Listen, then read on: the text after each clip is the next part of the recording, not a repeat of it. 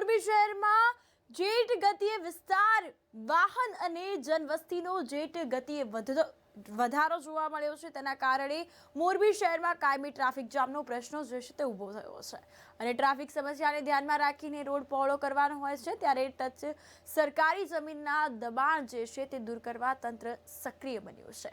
આજે પંચાસરા રોડનું નવનિર્માણ કરીને રોડ પહોળો કરવાનો હોય છે અને ત્યાં સાવસાર તળાવની પાળ તરીકે ઓળખાતો વિસ્તાર જે છે તે સરકારી જમીનમાં સંપૂર્ણપણે જમીન દબાણ થઈ ગયું હોય જે રોડના નવસર્જનમાં અડચણરૂપ બન્યું હતું।